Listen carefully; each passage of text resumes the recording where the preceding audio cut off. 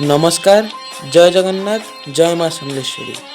आज मु प्रभुजित निर्देशक श्री जगन्नाथ प्रेमी ब्लॉग्स एक स्वतंत्र निर्देशना सहित पश्चिम ओडिशार गणपर्व नुआखाई विषय रे किछि कहबाक जाउछि। आसंतु जानिबा एहर तथ्य कौन।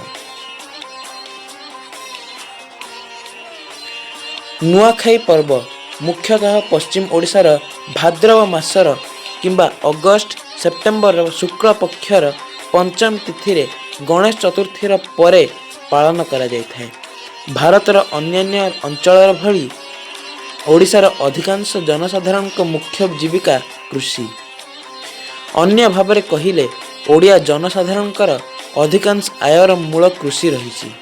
अनेक गुरुत्वपूर्ण ओडिशार जनजाति जहाँकर मध्यरे बिंजाळ, भूमिया, गोंड, कंध, मिर्धा, सभरा बा साबवा आदि अछंती एबे सेमाने स्थायी चाषी होइछंती।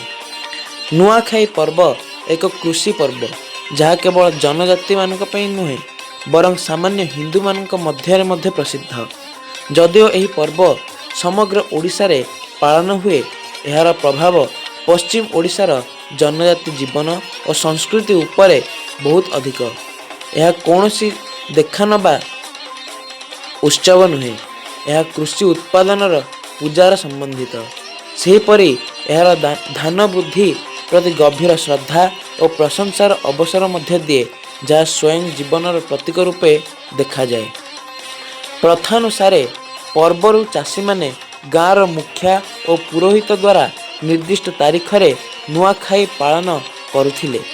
परे राज परिवार रे प्रतिपालन तले एही सरल पर्व पश्चिम ओडिशार समग्र अंचल रे एक व्यापक सामाजिक और धार्मिक उत्सव रे परिणत हैला। नुआखाई एक पर्व जहार गभीर धार्मिक रीति रे कथा कहे, जेउठारे पश्चिम ओडिशार लोक माने आपणकर जीवन को पुणी थर आरंभ करती। यह संबंध गठनर एक उत्कृष्ट उदाहरण अटे। यह चाषी मन को धानर निश्चितता माध्यम एक नूतन जीवन दिए, कारण धान बिना जीवन को कौनसी अर्थ नहीं और यह अचिंत्य। नुआखाई जेपरि अछि एक गभीर पवित्रतार सहित पालित एक व्यापक अफेयर अटे। यह उत्पत्ति जदिओ सठिक भाव जना नहीं, धार्मिक आस्था यही पर्व को नियंत्रण करे, जहाँकि पश्चिम ओडिशार लोक माने शैली रे पालन करती। स्वाभाविक भाव में यह अंतर्जातीय सीमार मध्य रही पहुँची जाइछि। भाद्रव किंबा अगस्ट सेप्टेम्बर मासरे पश्चिम ओडिशा को गस्त कले नुआखाईर आगामी प्रभाव को जानिबा एक सुचेतन हेबा स्वाभाविक। पवित्र मनोभाव रे एक आत्मा सहित पालन हेउथुवा नुआखाई रीति पश्चिम ओडिशार कृषि रीतिर आधारशिला। एहीपरि यह विशेष और भिन्न अटे। नुआखाई पर्वर साहित्यिक अर्थ नूतन धानर भोजन उत्सव अटे। स्पष्ट भाव में यह लोक मानक पई एक खुशी और मनोरंजन दिन अटे, कारण कृषि तंकर प्रधान जीविका अटे। एहीपरि कि जेमिति एक चाषी एही पर्व प्रति भावुक, एक अकृषिक लोक मध्य यह प्रति सेते मनोरंजनदायक। परंपरागत भाव में प्रथम धान को चाषी माने भगवान ठारे अर्पण करती एवं परे ताहार भागी हुंती। नुआखाई पश्चिम ओडिशार सबुठार गुरुत्वपूर्ण वार्षिक सामाजिक और धार्मिक पर्व मानक मध्यरु गोटिए अटे। यह एही अंचलर जीवन और संस्कृति उपरे गभीर प्रभाव पकाए। पूर्वरु पश्चिम ओडिशा रे एही पर्व पालन पई कौनसी निर्दिष्ट तारीख नथिला।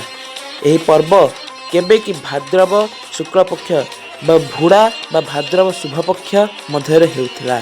यह समय थिला जेतेबेले नुआ होइथिबा खरीफ धान पकिबा आरंभ करथिला।